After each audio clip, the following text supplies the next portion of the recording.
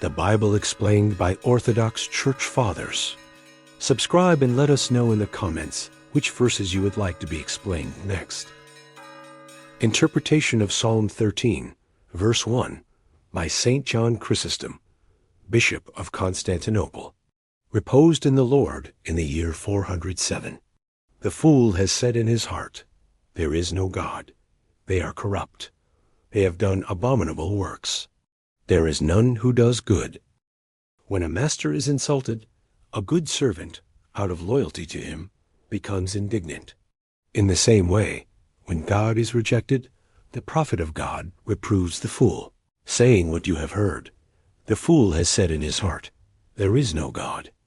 Just as a servant devoted to his master, upon learning that his fellow servants are rejecting their master, in loyalty hastens to resolve the matter, either punishing the insolent one with his own hands, or disgracing him to make him hated by all, or, in order to correct and frighten the others, reports him to the master, and strives to ensure that he receives the harshest punishment. In short, he arms himself against the rebel as against a true enemy. So too the prophet, upon learning that the Creator is dishonored by his creation, that the potter is insulted by the clay, and that God is rejected by the godless, is struck in the very heart, and from unbearable pain cries out, "The fool has said in his heart, there is no God." See how perfectly this corresponds to the previous psalm. There the psalmist spoke with grief. "How long, O Lord, will you forget me forever?" Psalm 12, verse 2, and not long after. "How long will my enemy be exalted over me?" Psalm 12, verse 3. The enemy, that is, the fool, who claims that there is no God. For the one who exalts himself before God will all the more exalt himself before the prophets of God. And the one who is proud before the Lord will also be proud before his fellow servants. When asked why he suffers anguish in his heart day and night, he replies with these words, "Why is my heart afflicted? Because the fool has said in his heart, there is no God," even merely associating with the godless. I take as a sign that God has turned away from me. I am forced to live among the godless, and I consider this a sign that God has forgotten me, because the lawlessness of the godless is grief and torment to the righteous. So also it is said of Paul, while he waited for them in Athens, for Timothy and his companions, Paul's spirit was provoked within him when he saw that the city was full of idols. Acts 17, verse 16. Why do the wicked live on? Job 21, verse 7.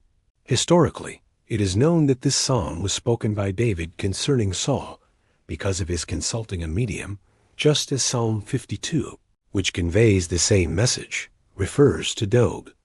The fool Saul said, "Seek for me a woman who is a medium." 1 Samuel 28, verse 7. He becomes a second Adam, deceived by a woman. And he says to her, "Conjure up for me." 1 Samuel 28, verse 8. Having abandoned prophecy, he falls into divination. The fool has said in his heart, "There is no God." Let us be on guard, brothers, lest we suffer shipwreck like the fool, confessing God with our words, yet denying him with our deeds. That one may deny God not only with words, but with deeds, and that even while bearing the name of Christian, one may speak as the fool, "There is no God." This is testified by the apostle, who says, "They profess to know God, but in works they deny him." Titus 1, verse 16. As much as deeds carry greater force of persuasion than words, so much heavier is the guilt of denying God through one's actions than by denying him with lips or in thought. The fool has said, and the one who says with his lips, "I will love you, O Lord," but in his heart hates his brother, how does he love God when he disobeys the commandment, "You shall love the Lord your God with all your heart, with all your soul, and with all your strength, and you shall love your neighbor as yourself"? Deuteronomy 6, verse 5. Leviticus 19, verse 18. The Lord says, "If anyone loves me, he will keep my word." John 14, verse 23. So then, whoever does not keep it does not love him. He names God with his mouth, but in his heart he says, there is no God. The Lord himself bears witness, saying, this people draws near to me with their mouths, and honors me with their lips. But their heart is far from me. Isaiah 29, verse 13. The fool has said in his heart, there is no God, that the one who hates his brother also hates God, even if he cries out and loudly claims to love God. This is what the evangelist John declares in his epistle. If someone says, I love God, and hates his brother, he is a liar. For he who does not love his brother whom he has seen, how can he love God whom he has not seen? 1 John 4, verse 20. Therefore, when such a person acknowledges God in word, without openly denying him, he forges blasphemy in his heart. The fool has said in his heart, there is no God. To confirm this thought, the prophet later says, will all the workers of iniquity never understand? Those who confess God with their mouths, yet deny him with their deeds. They eat up my people as they eat bread. They do not call upon the Lord. Psalm 13, verse 4. They confess and acknowledge God. But because they rejected him through their deeds, though they called on him, they did not truly call. The Lord himself said, why do you call me, Lord, Lord, and do not do what I say? Luke 6, verse 46. Whoever sins has not seen him. 1 John 3, verse 6. When virtue is driven out by sin, piety also falls, since its very existence depends on the absence of sin. This is what the sons of Eli did, sons of perdition, who did not know the Lord, not in the sense that they denied him with their lips, but in that they committed shameful acts within the tabernacle. So also, moneylenders do not know God. He says, through deceit they refuse to know me. Jeremiah 9, verse 6. Me, who said, if you lend money to any of my people who are poor among you, you shall not be like a creditor to him. You shall not charge him interest. Exodus 22, verse 25. There is no God. But how then the things that come after God? No God. And the things that come from God? No God. How then does every human tongue speak of God? Is it possible that all the myriads of people are mistaken in affirming the existence of God, and that the fool alone considers himself to be right, remaining solitary in his lie? One who wishes to challenge even 5 or 7 testimonies in a will is exposed as false the moment the matter comes to trial. How much more then, when a single fool tries to dispute the entire universe, the voice of all nations on earth? Is he not pitiable, indeed? And is he not more senseless than even himself? He is already a fool because he denies God, but he is even more of a fool because he is shameless. For even though the nations of the world have formed different concepts about God, the very foundation of the name itself has never been shaken. The fool has said in his heart, there is no God. No foundation, then how does the building stand? No depth, on what does the ship float? No shipwright, then how is a vessel built? No builder, then how does the house exist? No architect, who then arranged the city? No farmer, how do the fields yield harvest? No musician, whence comes the harmony on the lyre of the world?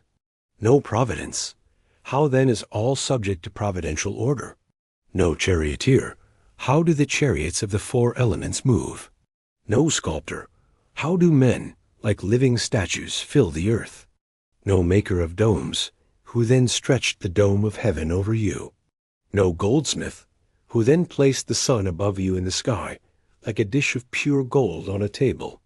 No arranger of lamps, who then, like a silver lamp, gave you the moon to light the night?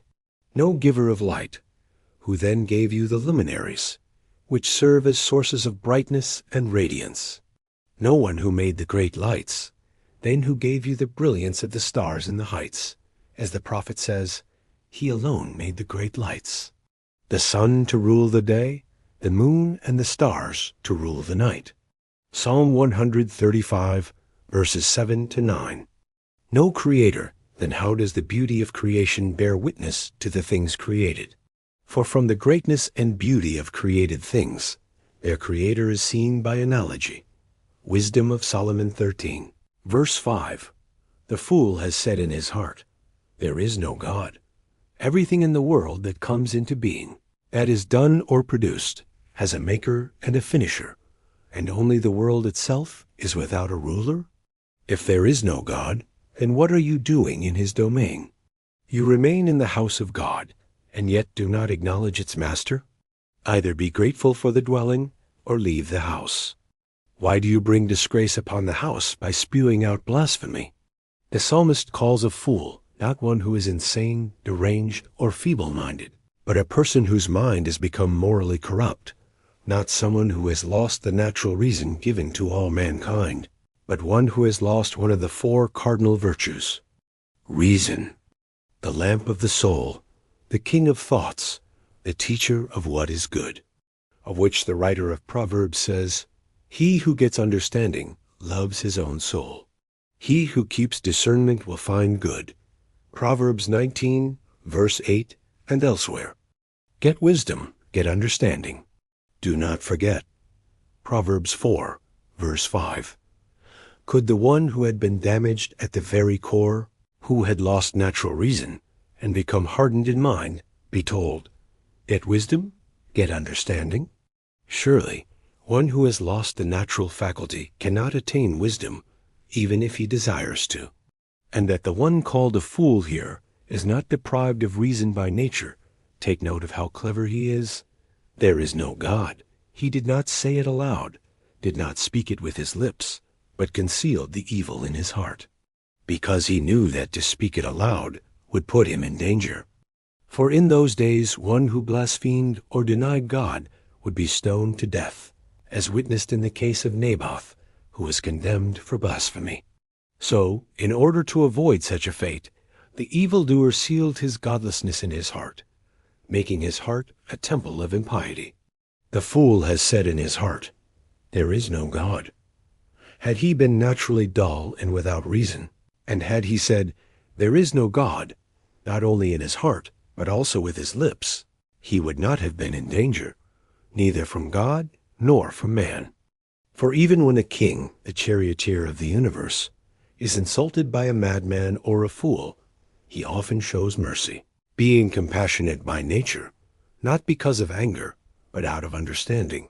All the more, then, if a fool by nature blasphemes, neither God nor man rises against him. Rather, he is pitied as one who speaks nonsense. That is why those possessed by demons or who are mad are not condemned for blasphemy. The first fool, who brought forth foolishness from within himself, was the devil, because being a fool, he undertook a foolish deed, and yet the serpent was even the wisest. And what did he desire? He desired to be equal to God, saying in Isaiah chapter 14, verses 13 and 14, I will ascend into heaven, above the stars of God. I will raise my throne. I will be like the Most High. He rejected the name God, and instead used the title the Most High, being ashamed to name the one he did not acknowledge. So too every zealous heretic, when under persecution and speaking with a bishop, does not call him archbishop, or high priest, or reverend, or holy, but instead says, your honesty, your prudence, your discernment, your fairness, and adds other general titles, avoiding the name proper to his office. This is exactly what the devil did toward God. He said, I will be like the Most High. Not God, but the Most High. Notice how precisely the prophet accuses the devil here. The fool has said in his heart. He does not say says, but has said. He dared once, and he said it. And after saying it, and being cast down from heaven as a rebel, he no longer dared to speak it again. Once he said, I will ascend into heaven. Above the stars of God, I will raise my throne. I will be like the Most High. And having rejected God and attempted to become God, he was cast down from above and trampled below by men. From then on, he no longer dared to say, there is no God, but began instead to name God deceitfully and indirectly. He said in Genesis, chapter 3, verse 1. Has God indeed said, "You shall not eat from any tree"? He said in Luke, chapter 4, verse 34, "I know who you are, the Holy One of God." He said in Acts, chapter 16, verse 17, "These men are the servants of the Most High God." So then, having once voiced the godless thought, he no longer dared to speak it again, knowing the punishment he had received. It says not the fool says, but the fool has said in his heart, "There is no God."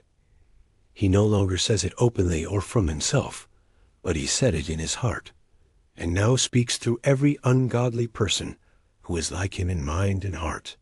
He said it through Pharaoh in Exodus chapter 5, verse 2.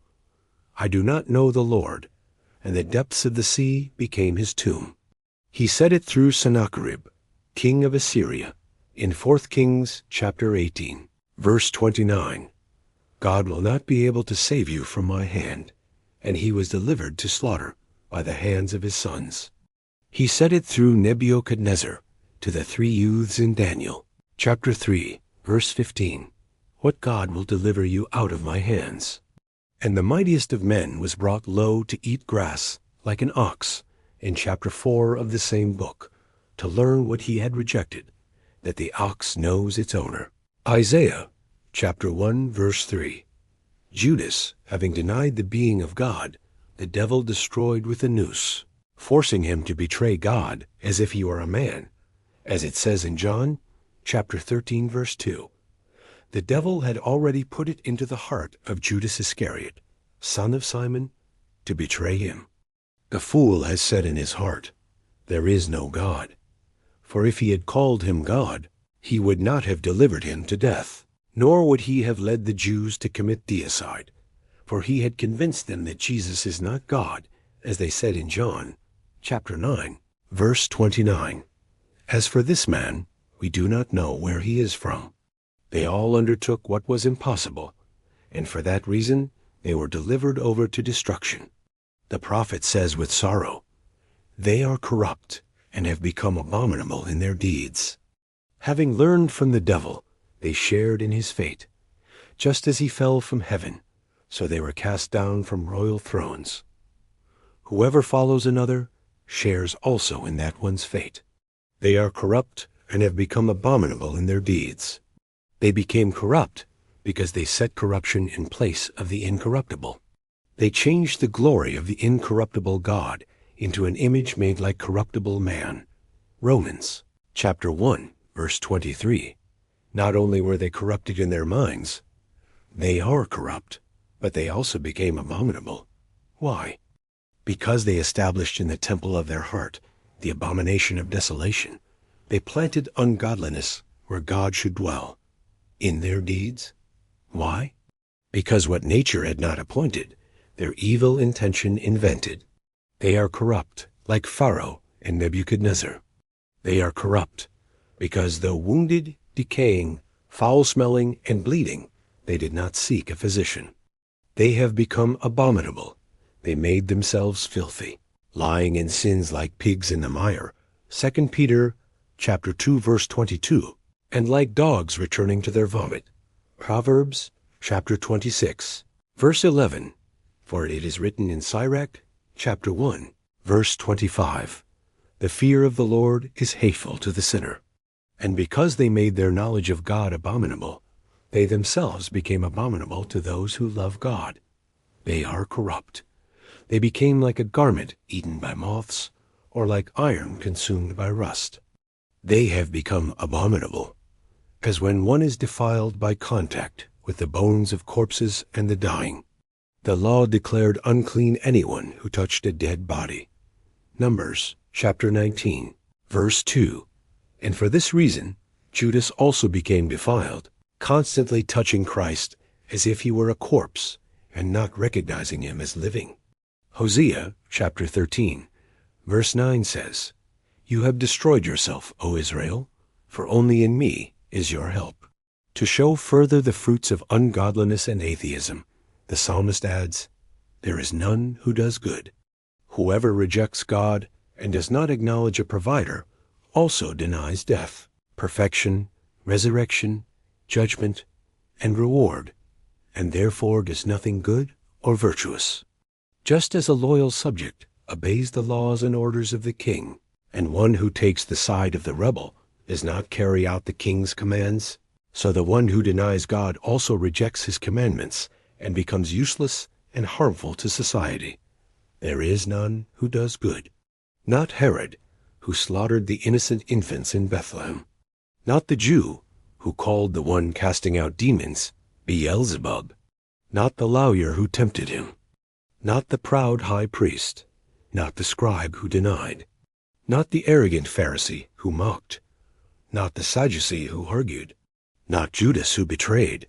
Not the servant who struck his face. Not Pilate who condemned. Not the crowd who cried, "Away with him! Away with him! Crucify him!" John chapter 19, verse 15. Not the soldiers who bound him. Not the people who spat, beat him with reeds, and struck his face with slaps. Not those who wove a crown of thorns, crucified him, and gave him vinegar and gall to drink. There is none who does good. Take careful note that this saying was fulfilled, especially at the crucifixion of Christ. For in the time of David, when this was first spoken, there were still those doing good works, the blessed prophets, David's companions. And even at the birth of Christ, there were righteous ones, for example, Joseph, Zechariah, Simeon, and the apostles, those who gave alms, some who bowed down, others who embraced him. Only at the cross was there no one doing good. The psalmist did not say, "There is none who speaks good," because the centurion and the thief did speak well of him. The thief said, "Remember me, Lord, when you come into your kingdom." The centurion said, "Truly this was a righteous man." Luke chapter 23, verses 42 and 47. And Matthew chapter 27, verse 54. There is none who does good, because even the disciples all fled, leaving him. John ran away naked. Peter denied him. The disciples scattered. The soul of his mother Mary was pierced with the sword of doubt. Therefore, at the Passion, no one showed the fruit of love. There is none who does good, no, not one. Psalm 13, verse 3, even including the soldier who pierced his side with a spear after his death. But why, O prophet, did the Lord, before his coming in the flesh and his incarnation, not look down upon the world like a physician upon the sick? He did look down. He sought to help. He desired to heal, but no one was willing to be healed. Homilies on the Psalms. On Psalm 13. Subscribe and let us know in the comments which verses you would like to be explained next. God bless.